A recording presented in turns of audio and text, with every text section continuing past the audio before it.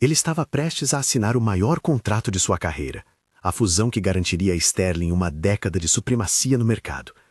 A sala de reuniões estava silente. Um vidro gigantesco deixava a cidade fluir lá fora como um rio frio de concreto. O mundo parecia esperar o movimento da caneta, o som do nó da gravata de David, o dobrar da folha, o clique final que selaria destinos. No centro de tudo, a folha do contrato descansava sobre o tampo de madeira escura, grampeada como um coração pronto para ser perfurado. A luz focava no cabeçalho, em letras que brilhavam com autoridade. Leandro sorriu de canto. Sofia inclinou o corpo numa expressão calculada de vitória. Executivos ao redor trocaram olhares satisfeitos. Havia champanhe gelando num balde, promessas veladas nos acenos dos advogados e lá fora, as manchetes já imaginadas. Ana Santos entrou carregando o carrinho de limpeza como quem carrega ferramentas de sobrevivência. O uniforme cinza havia visto melhores dias, as mãos ásperas das horas e da química dos produtos. O cheiro do álcool e do sabão aderia à sua roupa. Ela caminhou com a calma de quem conhece cada centímetro daquele prédio, cada sombra entre as persianas. Era invisível para muitos, até virar a invisibilidade em urgência.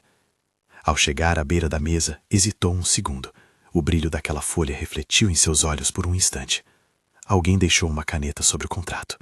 David estendeu a mão sem olhar. Todos esperavam o gesto. Foi então que Ana se aproximou, a boca quase tocando a orelha dele, e sussurrou com uma voz que parecia insuflar vento frio. Não assine, é uma armadilha. O som foi tão pequeno que poderia ter sido levado pelo ar-condicionado, mas a frase se encravou no peito de David como um prego. O tempo tremeu. A caneta ficou suspensa. Os olhares se voltaram. No rosto de Leandro, um leve movimento de impaciência. Em Sofia, um arquejo contido. David retirou a mão, como acordando de um sono programado. Havia algo na maneira como Ana falou, sem drama, sem apelo por atenção, apenas a urgência de quem não tinha nada a perder.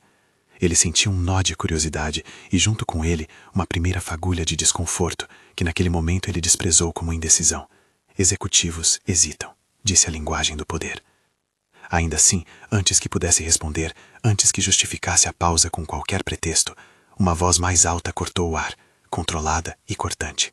— O que é isso? Leandro perguntou, com um sorriso forçado. Quem autorizou a interrupção da cerimônia? Ana olhou para o grupo como se tentasse reclamar espaço que nunca lhe foi prometido. Os olhos dela procuraram o rosto de David. Buscavam aliança. Ele não falou. Ficou distraído, mas em silêncio. Aquela omissão já foi sentença.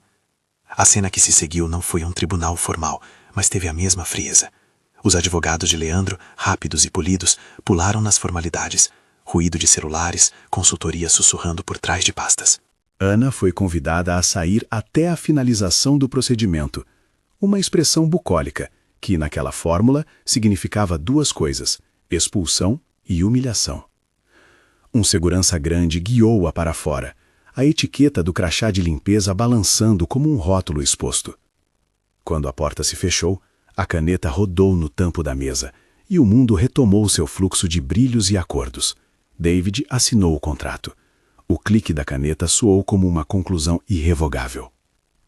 Porém, a frase de Ana, não assine, é uma armadilha, permaneceu. Ficou pairando atrás da cortina de vidro, uma sombra que ele não soube apagar. Comente de onde você está assistindo. Se essa história já te pegou, escreve nos comentários o nome da sua cidade. A demissão pública de Ana foi limpa e ríspida. Não houve gritos. A cena foi mais dolorosa justamente porque aconteceu devagar. Leandro soube transformar suspeita em acusação. Um conjunto de provas forjadas, segundo ele, indicava que Ana tinha se infiltrado, tentado coletar informações, talvez vendendo para a concorrência. A diretoria, sempre que possível, escolhe o espantalho que melhor protege as próprias raízes. Mais tarde, nos corredores que vomitavam ar-condicionado, Ana foi escoltada para fora, com suas luvas manchadas e o carrinho que agora parecia um caixão metálico. Colegas desviaram o olhar. Alguns sussurraram que ela havia apagado documentos, outros que era um caso isolado, nada que envolvesse a alta gestão. Havia pouca curiosidade. Quando a narrativa instituída é que alguém é culpado, a curiosidade se amarra e não se mexe. Ana voltou para o apartamento que dividia com Maria, 2 quartos, uma pia com louça sempre molhada e uma janela onde as cortinas haviam perdido a cor. Maria estava no sofá, a respiração mais lenta que o normal, uma manta sobre as pernas. Havia um envelope médico sobre a mesa, papéis que cheiravam a hospital. A fragilidade de Maria era a razão de Ana ter dito sim àquele emprego de limpeza, quando muitos prometeram oportunidades que nunca vieram. Na cozinha, Ana tirou a luva com cuidado, as mãos revelando antigas marcas da carreira que um dia teve. Uma formação em finanças, meses estudando à noite, um estágio bem-sucedido, que não se traduziu em estabilidade. Houve um tempo em que ela andou por outros corredores, consultorias, planilhas, uma vida que podia ter continuado por outro ramo. As voltas que a vida dá, o corte abrupto após uma crise familiar e a responsabilidade por Maria a empurrou para tarefas menos valorizadas, embora mais reais. Elas me chamaram de ladra, disse Ana, mais para si mesma do que para Maria. Me tiraram na frente de todo mundo. Você não fez isso, Maria respondeu com voz enfraquecida. Não me machuquei só por isso. Eles fazem isso para proteger o bolso deles. Ana bateu o pé numa resistência que não sabia bem como articular. Havia vergonha, sim, mas também uma chama irritada que recusava a imagem que queriam colar nela. Ela sabia ler números. Sabia onde certas assinaturas ficavam. Sabia que havia padrões que não coincidiam com a versão apresentada pelos advogados de Leandro. Havia uma audácia em quem aprendeu a esconder contas com uma clareza técnica e a coragem de uma pessoa com pouco a perder. No entardecer, diante da pia, Ana foi ao pequeno cofre onde guardava documentos pessoais. Entre certidões e diplomas, havia uma pequena caixa com um estojo de canetas que pertencera ao seu pai. No fundo, uma caneta com memória, um presente antigo e sem valor até aquele instante.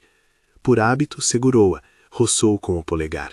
Por acaso, lembra-se de tê-la usado para gravar uma mensagem de voz destinada a Maria meses atrás.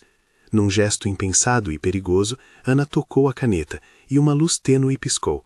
Havia no dispositivo pequenos arquivos que ela mal sabia explicar como foram parar ali. Era uma coisa boba.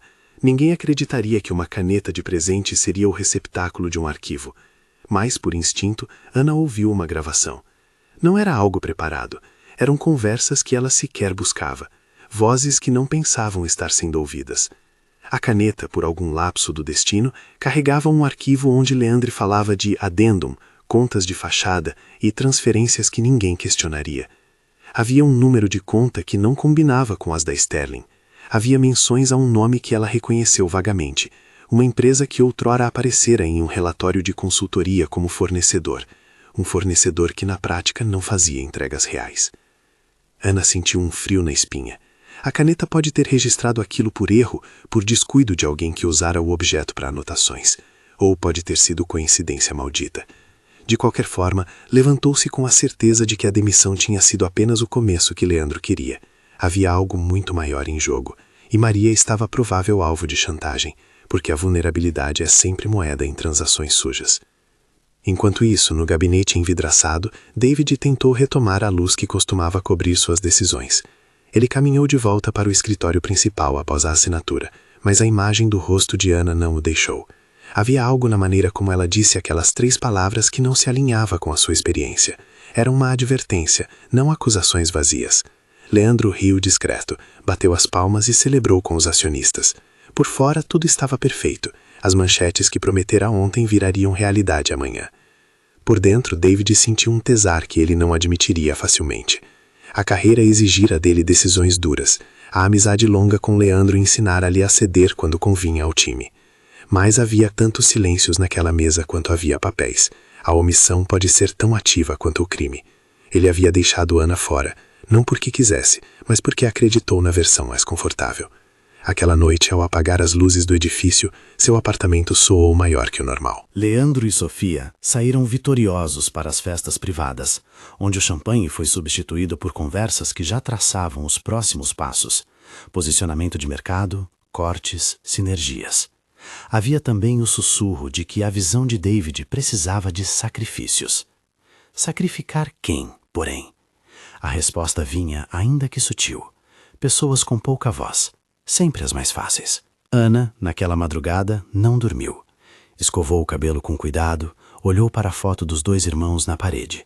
Um sorriso amarelo de quando Maria estava saudável.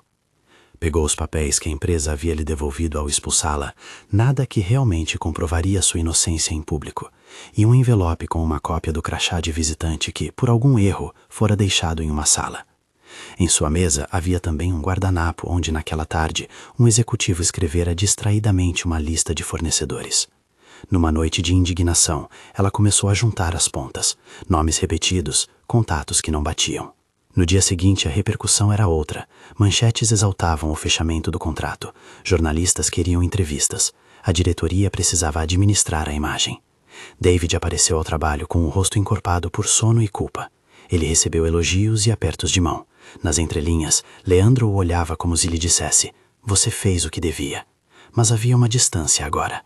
A semente do medo, plantada pelas 3 palavras de Ana, germinava. David encontrou por fim um pretexto para falar com a chefe de segurança do prédio.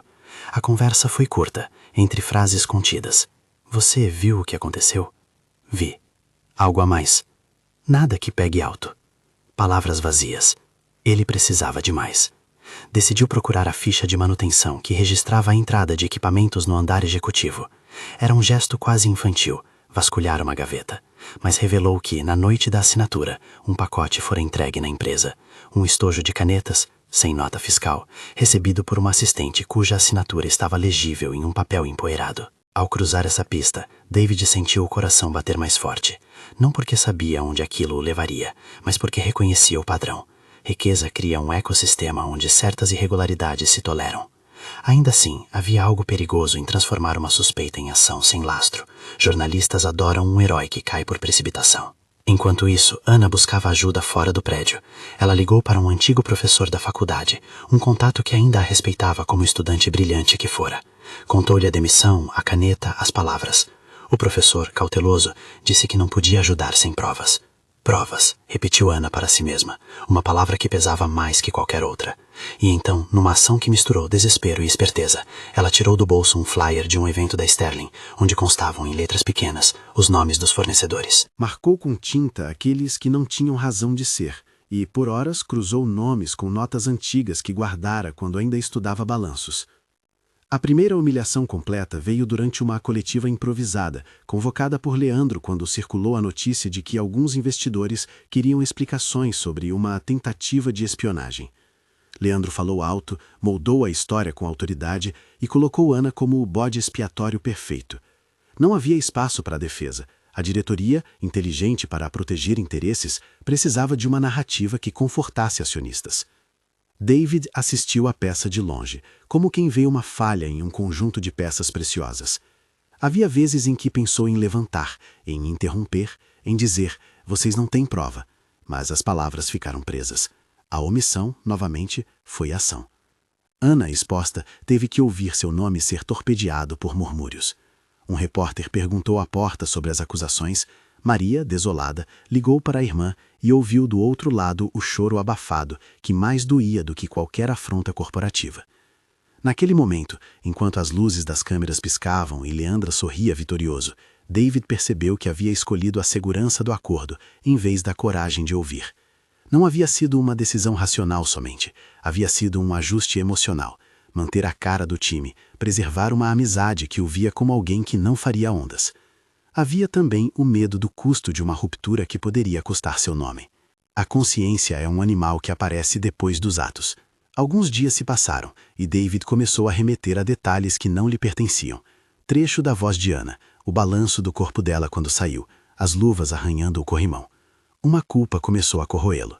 Ele viu, numa conferência de mercado, um slide que fazia referência a uma subsidiária internacional com um nome pouco claro. Por hábito, uma combinação de curiosidade e remorso o levou a pedir para seu assistente que buscasse a origem daquela subsidiária. O assistente, obediente, trouxe uma pastinha com notas.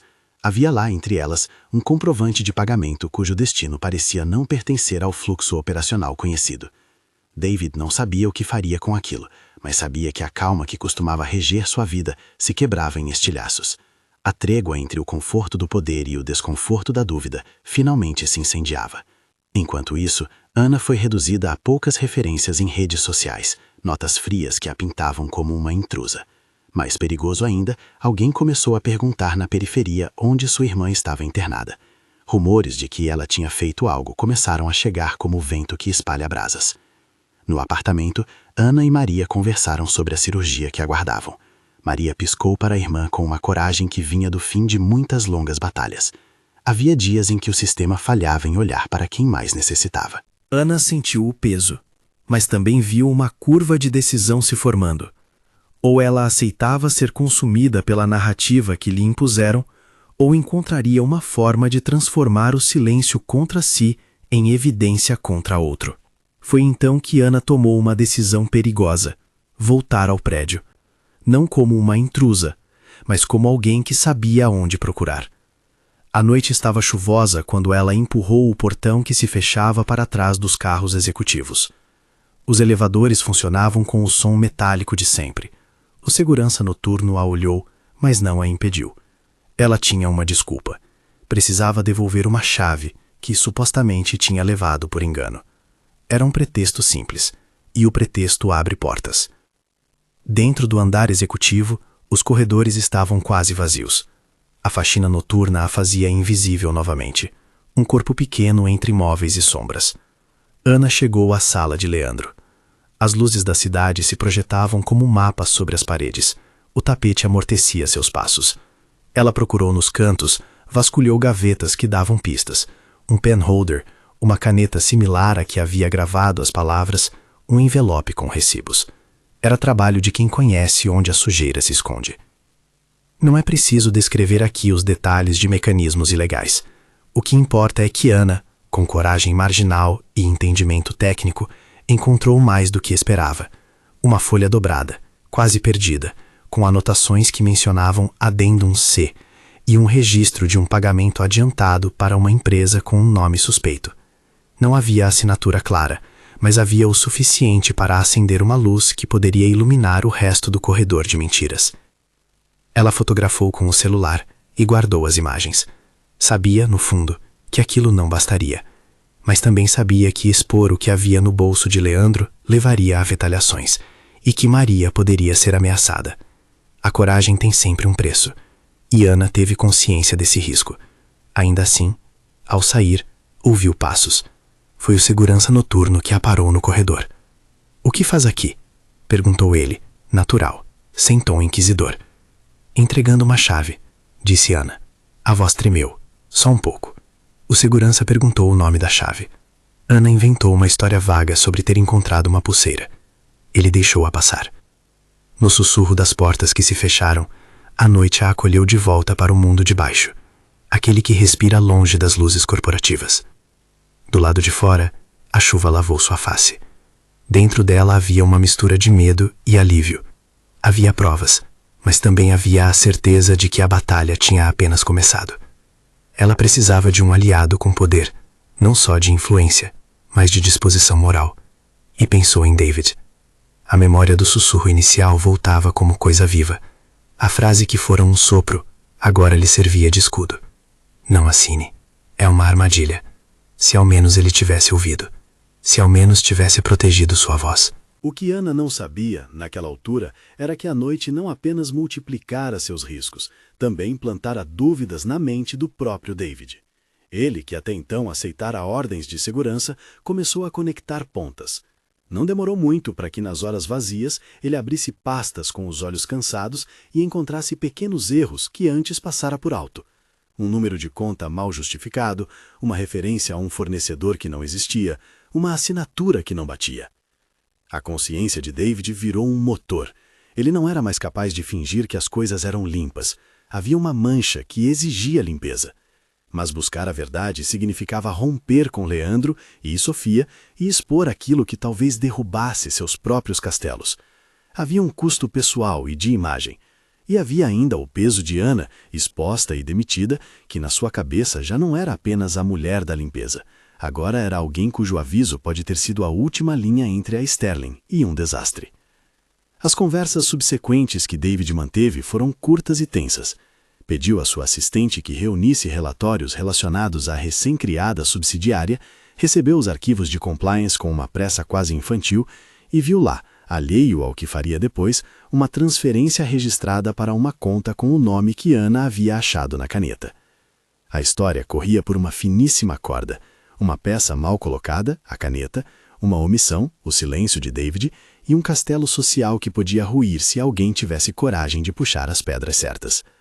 David não era um herói por natureza, era um homem habituado ao cálculo, mas o cálculo havia se transformado em uma dívida moral que ele precisava pagar.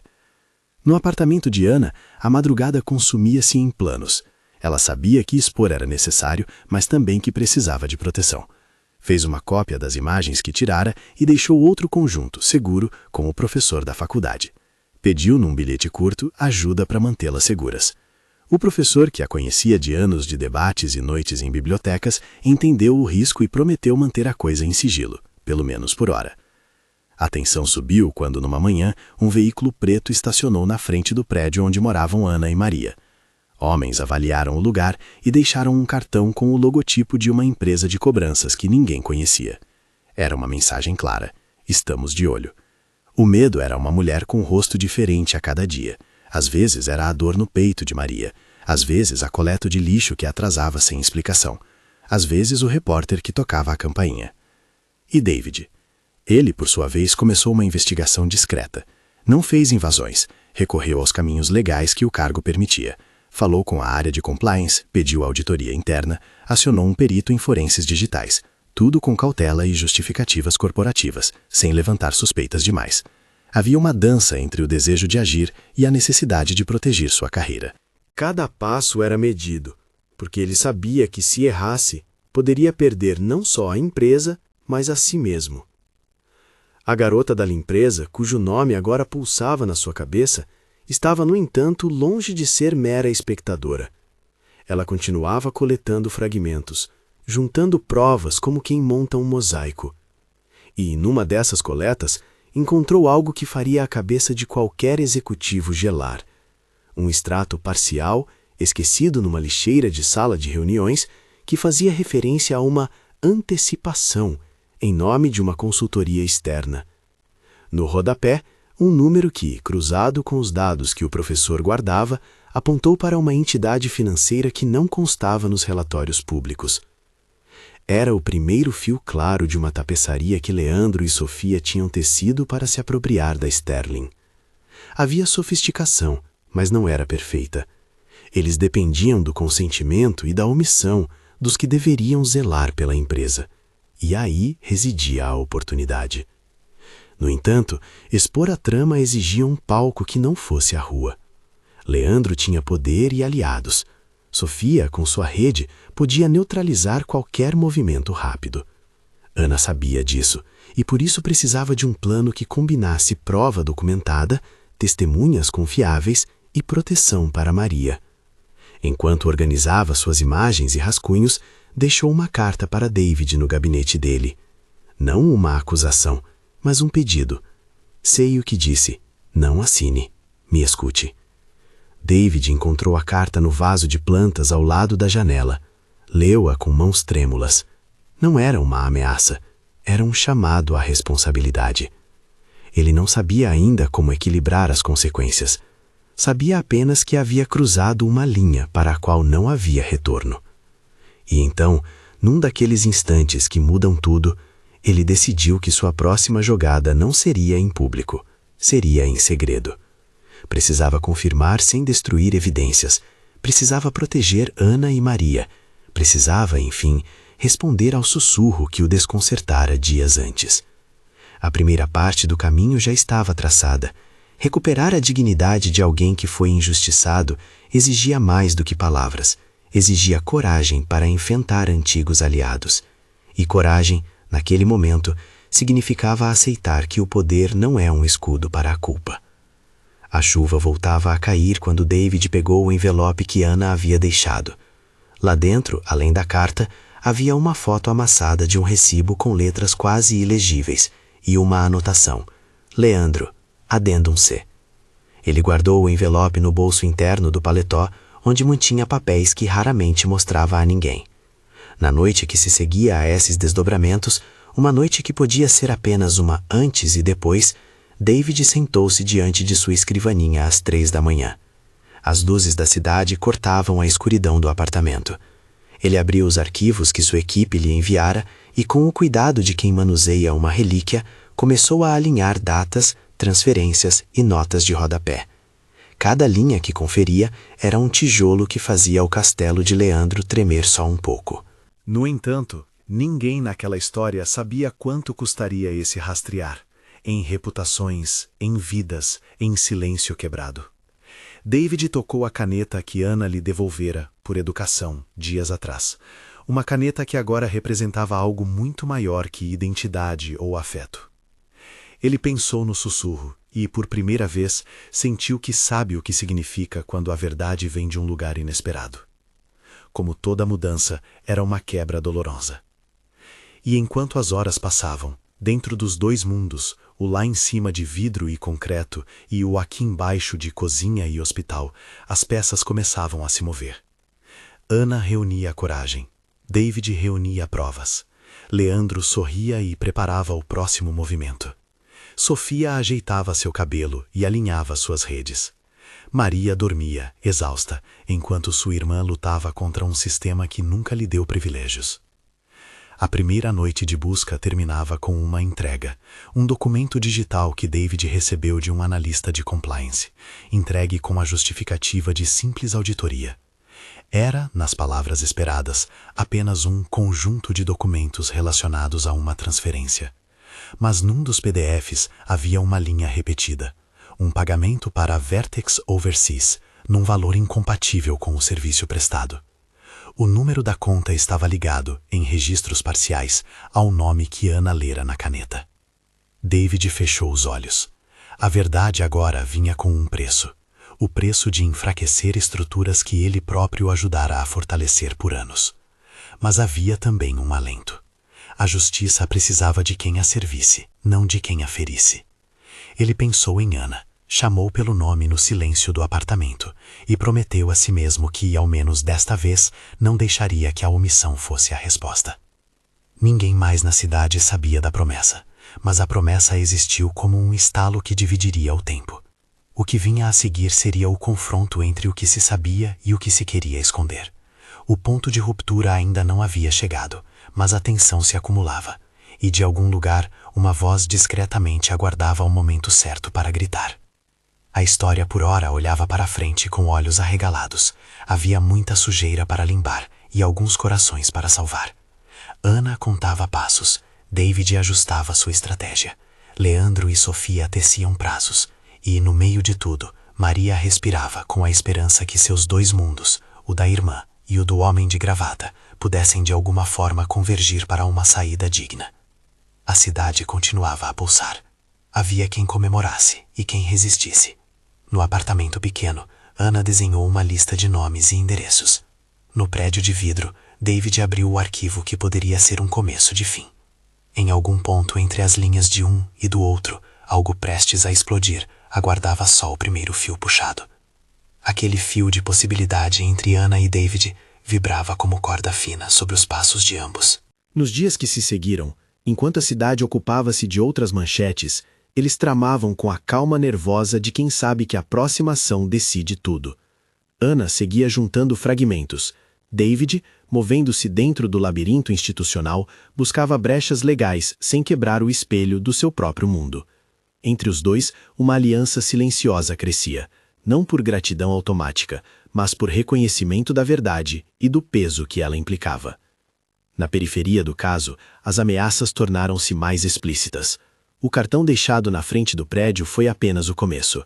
Um envelope com fotos antigas de Maria chegou sem remetente. Homens em carros pararam por mais de 2 minutos em frente ao prédio. O segurança que recebera a explicação de Ana numa noite entrou em pânico ao reconhecer um dos rostos que passavam. Era uma maneira clara de fazer saber que a vulnerabilidade que os conspiradores exploravam continuava ativa.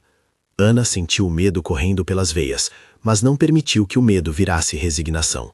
Aprendeu a usar o receio como ferramenta para medir riscos. David, por outro lado, perdeu noites em branco. Não voltou a celebrar com o mesmo gosto. A relação com Leandro, construída ao longo de anos com almoços, acordos e favores recíprocos, agora parecia um mapa onde traços vermelhos surgiam. Palavras, transações, promessas escondidas. Ele começou a dialogar com pessoas que antes a posição o impedia de incomodar. Advogados sérios, consultores de compliance que falavam em termos que deixavam tudo mais negro e, paradoxalmente, mais claro. Um desses contatos foi Marta, que cuidava da área de compliance da Sterling. Marta ouviu sem contorcer a face.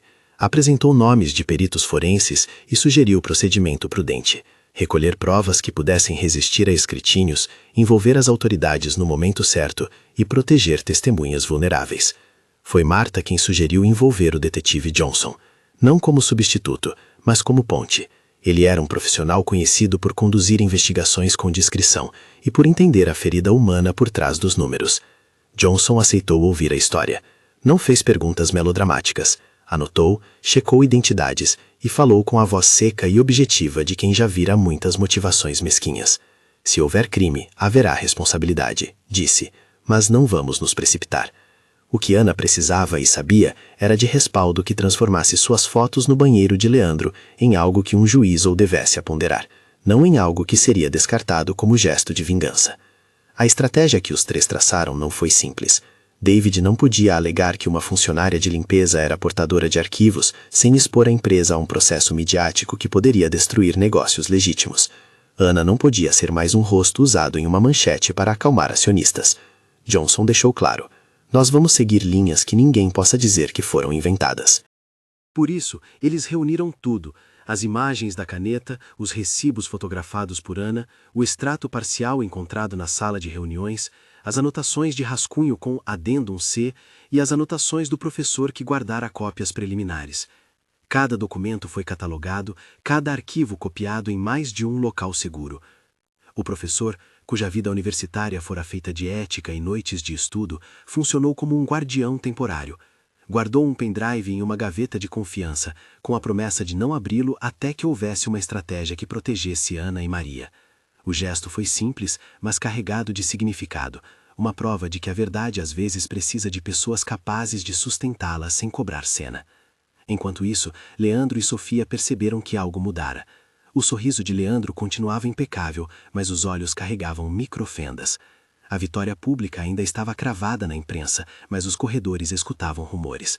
Sofia, sempre calculista nas redes e eventos, usava seus contatos para sondar qualquer possibilidade de infiltração.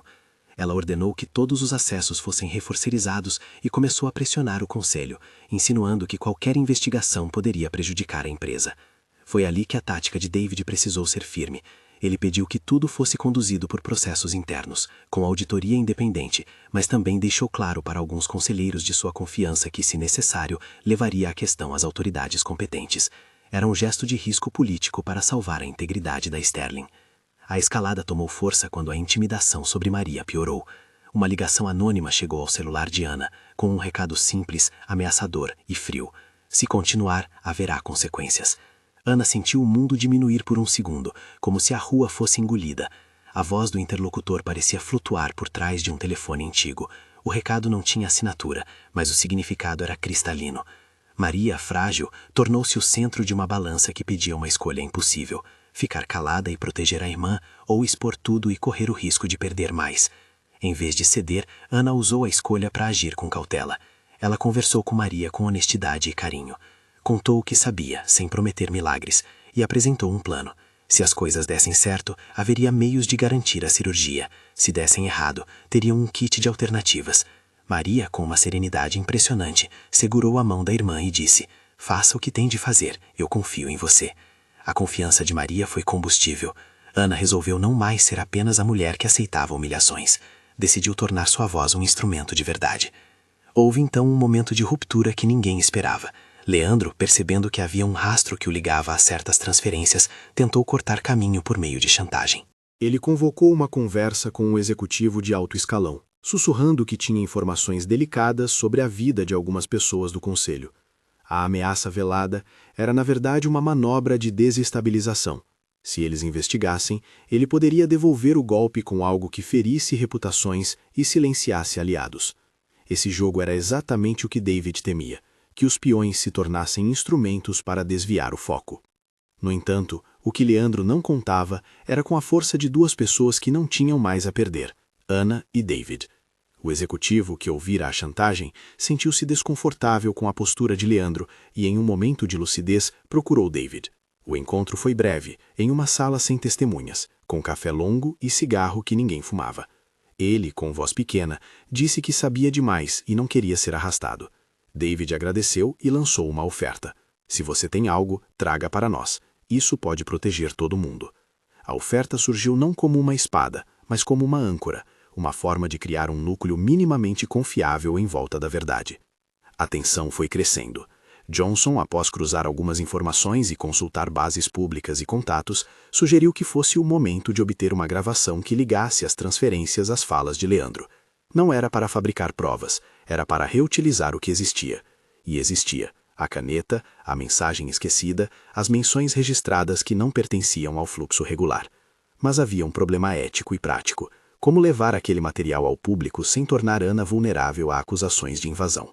A resposta veio com prudência: usar testemunhas e peritos para atestar a autenticidade, envolvendo a auditoria independente e o departamento jurídico para selar a cadeia de custódia. Enquanto a trama se armava, houve também um momento de humanidade que selou a relação entre Ana e David em novo patamar. Em uma tarde de sábado, David foi ao pequeno apartamento onde Ana e Maria viviam. Bateu na porta sem anunciar. Ana abriu surpreendida. Não houve a grandiosidade de filmes românticos. Ele entrou, sentou-se na cozinha e olhou para os pratinhos amassados na pia. «Quero ajudar», disse, com simplicidade. Ana mediu a distância com o olhar. «Ajuda que não me menospreze», respondeu. Ele assentiu. Ali, naquele diálogo contido, nasceu uma confiança mais sólida que aquelas bases forjadas pela necessidade. Não era salvação unilateral, era parceria. O plano final começou a tomar forma. Era preciso uma arena onde a verdade pudesse ser escutada por quem importava: os membros do conselho, os acionistas que influenciavam decisões e o público que exigia transparência. David propôs convocar uma reunião extraordinária do conselho, com a presença de auditores externos e do detetive Johnson. O objetivo não era um tribunal, mas um palco onde os documentos pudessem falar. Marta e o advogado da empresa prepararam a logística: slides com imagens, áudios autenticados por peritos, transferências mapeadas em linhas do tempo e testemunhas dispostas a depor sobre o modo de operação da consultoria fachada. Ana, que poderia ter pensado em ficar à margem, decidiu que precisava estar lá. Não para sofrer o papel de vítima, mas para ser parte da exposição. Ela passaria a ser testemunha ativa. O professor concordou em vir, com a cópia guardada em seu bolso, e o segurança noturno que havia observado aquela noite, em que Ana deixou o prédio com provas no bolso, também se dispôs a falar.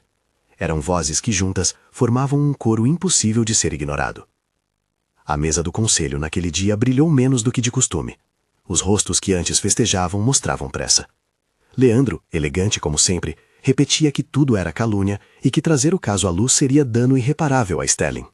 Sofia, ao seu lado, respirava com a força de quem controla narrativas. As cadeiras de couro rangiam discretamente. O ar-condicionado fazia o som de um pulmão mecânico.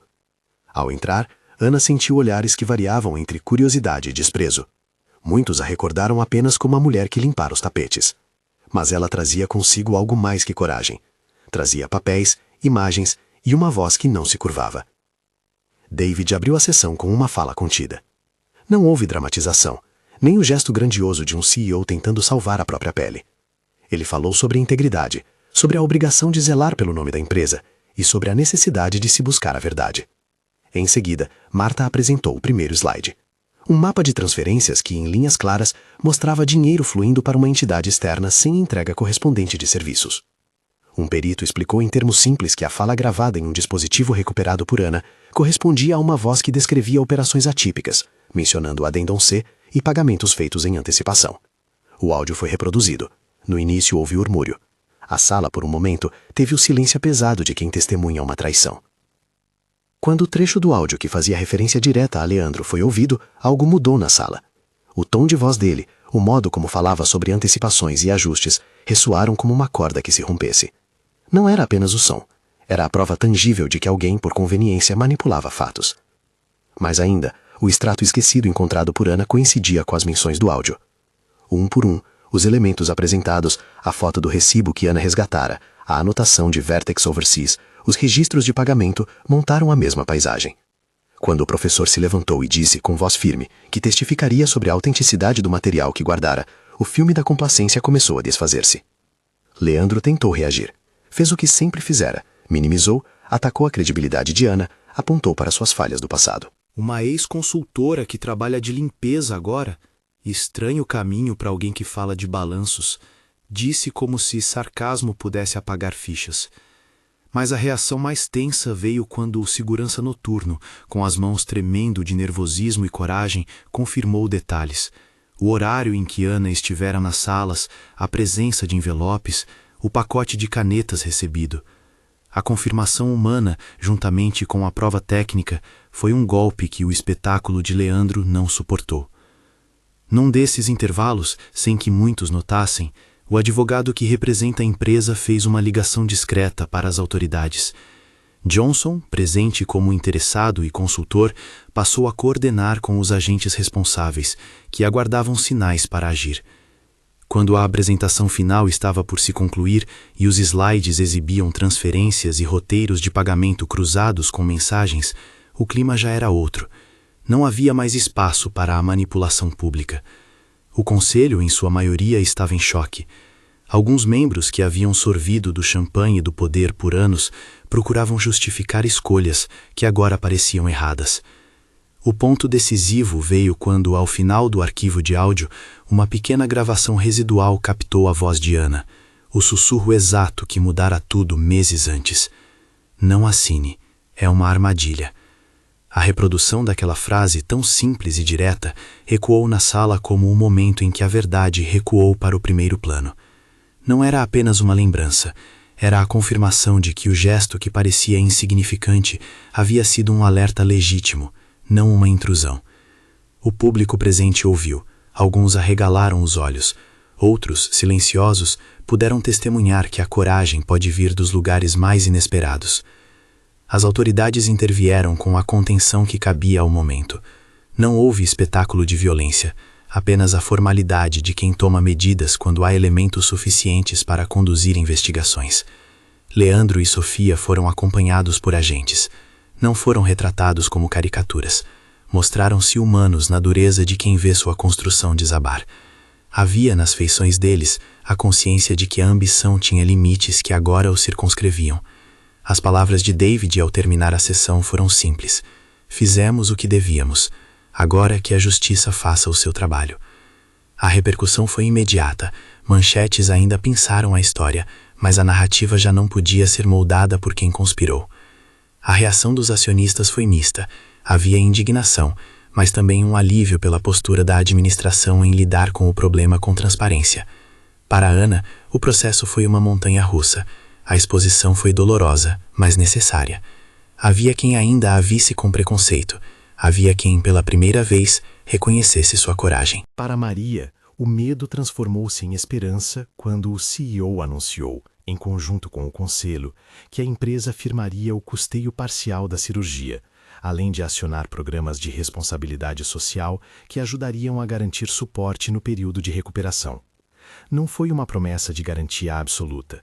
Ninguém ali fazia promessas de cura, mas foi um gesto concreto de reparação. A reintegração de Ana foi cerimoniosa de uma forma que não combinava com sua natureza reservada. Ela voltou a Sterling não como alguém que aceitava migalhas, mas como uma profissional cujo histórico merecia reconhecimento. David, na sua fala ao apresentá-la, mencionou as competências que lhe havia percebido.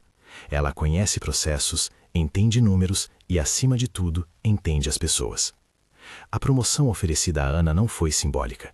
Ela foi convidada a assumir a vice-presidência de operações, com um mandato claro: refazer processos de governança, revisar fornecedores, implementar uma política de transparência que evitasse que o mesmo esquema pudesse emergir novamente. Ana, que havia aprendido a ler balanços em noites de estudo e a varrer corredores por necessidade, agora tinha a chance de mudar as regras do jogo. O trabalho não foi fácil. Ana assumiu a função com humildade e caráter investigativo. Passou semanas conversando com auditores, revisando contratos e, sobretudo, implementando treinamento nas equipes mais vulneráveis para que ninguém fosse descartado por não ter voz. A área de fornecedores foi reestruturada, processos de verificação mais rigorosos foram estabelecidos e, o que era mais importante para Ana, canais de denúncia anônima e proteção para quem denunciasse foram criados. Não se tratava de vingança, mas de criar estruturas que prevenissem usos indevidos do poder. David, por sua vez, mudou a forma de liderar. Ele não se tornou santo, nem fingiu não ter falhado. Aceitou a culpa pública de não ter ouvido antes e trabalhou para reinventar uma liderança mais próxima e mais humana. Sua relação com o conselho teve rachas, porém foi também oportunidade para repensar valores. Algumas decisões foram dolorosas, demissões, reestruturações e a necessidade de refazer acordos. Mas no meio disso, nasceu uma cultura de maior responsabilidade. O romance entre Anna e David cresceu lento, cuidadosamente.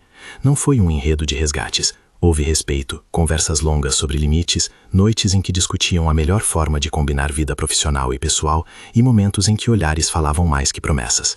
David ajudou a garantir a cirurgia de Maria e apoiou financeiramente o processo de recuperação sem que isso se transformasse em moeda de troca. Anna, por sua vez, exigiu autonomia e espaço. Não queria que a história se reduzisse a uma dívida sentimental. O que floresceu entre eles foi parceria. Ele trazia ferramentas institucionais, ela trazia senso prático e visão ética. Juntos, desenharam um convívio que respeitava as diferenças e que valorizava o que cada um oferecia. A recuperação de Maria foi um processo que teve dias de incerteza e noites de espera. Médicos, profissionais e a família auxiliaram com cuidado. Não houve descrições técnicas, houve sim muitos momentos de esperança e gratidão. A cirurgia correu dentro das expectativas médicas e a recuperação gradativa foi celebrada com moderação. Maria recuperou fôlego e mobilidade aos poucos e, mais importante, recuperou a confiança de que não estava sozinha. Com a queda de Leandro e de Sofia, o espaço para a verdade abriu-se em outras frentes. O caso inspirou ações internas em outros escritórios e um movimento de revisão que impactou fornecedores e práticas de compliance. A Sterling, ferida mas inteira, adotou uma política pública de transparência que poupou discursos e priorizou mecanismos funcionais. Houve resistência, como sempre, mas também houve quem reconhecesse que a mudança era necessária. Os meses seguintes foram ocupados com disputas legais, mas a narrativa principal já havia mudado. Não era mais sobre um escândalo para a consumação de manchetes, mas sobre a reconstrução de estruturas, onde a dignidade de um funcionário, ainda que sua função fosse vista como menor, passou a ter voz. Anna ocupou sua mesa de vice-presidente com livros, rascunhos e uma caneta simples que havia comprado após a confusão da caneta gravadora. Em suas primeiras decisões, priorizou a criação de um fundo de emergência para funcionários que enfrentassem problemas de saúde e um comitê para revisar contratos com fornecedores estrangeiros, diminuindo riscos de empresas de fachada. E a vida seguiu. David e Anna, agora menos estranhos um ao outro, aprenderam a conviver com rotinas compartilhadas e com o escrutínio que vinha com a posição. Eles foram cautelosos no romance público, preferindo que o vínculo se consolidasse longe dos holofotes. Houve jantares íntimos, caminhadas em parques, pequenas rotinas de café antes do expediente. Em uma dessas noites, diante do rio que a cidade desenhava em luzes, David pediu a Anna em casamento. Foi simples, um anel discreto, palavras sinceras e o reconhecimento de que ambos haviam mudado por dentro. Anna aceitou porque via ali algo que ia além do afeto, via parceria. O casamento não foi um evento de ostentação. Reuniu família, alguns colegas e amigos que haviam resistido às pressões. Maria, recuperada, foi a presença radiante no altar improvisado no quintal de uma casa de amigas. As promessas foram feitas sem promessas de salvação. Prometeram apoio mútuo, respeito e trabalho conjunto. A celebração foi calorosa, com música e risos, e com um silêncio momentâneo quando o fotógrafo pediu que todos olhassem para a câmera. Foi uma foto que registrou não a riqueza, mas a sensação de que algo havia sido consertado. A gravidez que veio nos meses seguintes trouxe outro tipo de esperança. Não foi a solução de problemas, nem um símbolo de redenção completa. Foi simplesmente a extensão natural da vida que se remodela. David e Anna prepararam-se com a mesma seriedade com que dirigiam a empresa. Planejamento, conversas, adega de fraldas e noites de leituras. Quando o bebê nasceu, foi recebido com uma mistura de lágrimas contidas e alegria que fazia sentido. Havia naquele pequeno corpo a prova de que novas páginas podiam ser escritas. No âmbito corporativo, a Sterling mudou. O programa que Anna desenhou foi adotado em outras sedes.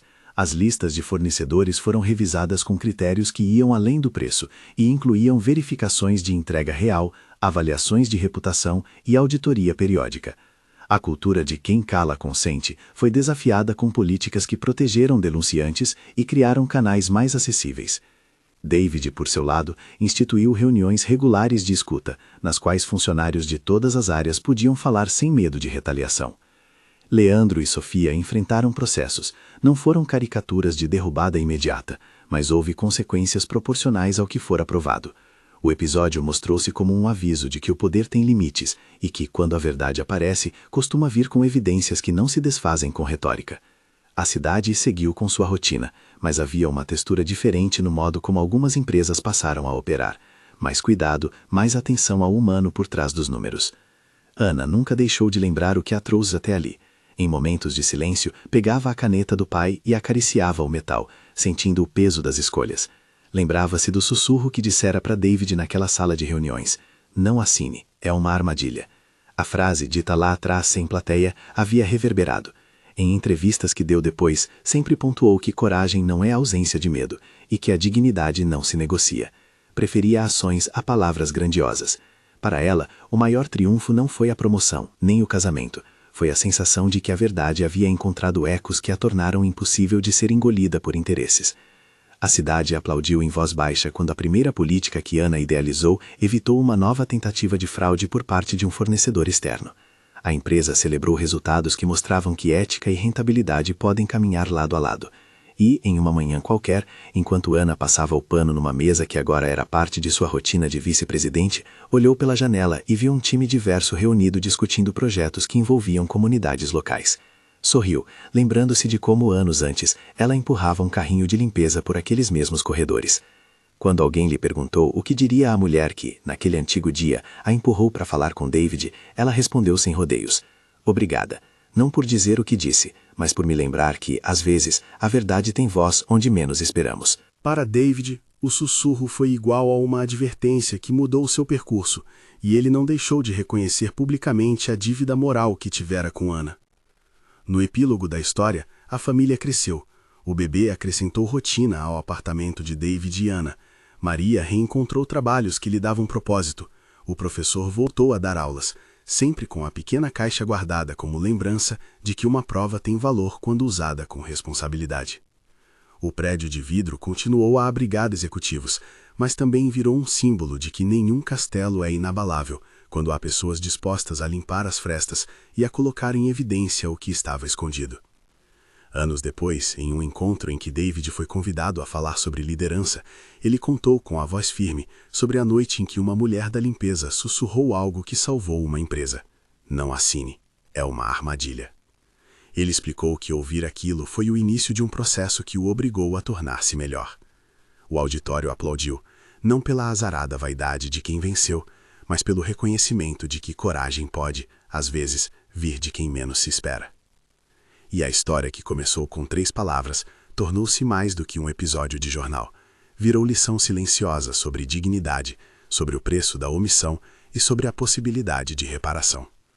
Ana, em suas jornadas entre o escritório e a vida familiar, guardava o sussurro como um amuleto, não porque acreditasse em milagres, mas porque sabia que aquele pequeno ato de falar quando tudo parecia confortável foi o gesto que mudou destinos. Na última cena, antes de fechar-se o ciclo da narrativa, há uma imagem que resume o que foi conquistado. Ana, com o filho no colo, passa pela antiga sala de reuniões da Sterling. O brilho do vidro reflete a cidade. Ela para por um segundo, toca o tampo da mesa e sorri. Lembra-se do carrinho, das luvas, das noites em claro. Lembra-se também de uma caneta que guardou e das vozes que juntas construíram justiça.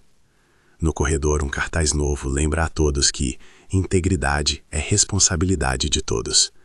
Ana segue em frente, enquanto ao longe, e para alguns, a frase repetida permanece, como eco de uma mudança possível: "Não assine, é uma armadilha." Se essa história mexeu com você, deixe nos comentários de 0 a 10 o quanto ela te impactou e inscreva-se para mais narrativas como esta.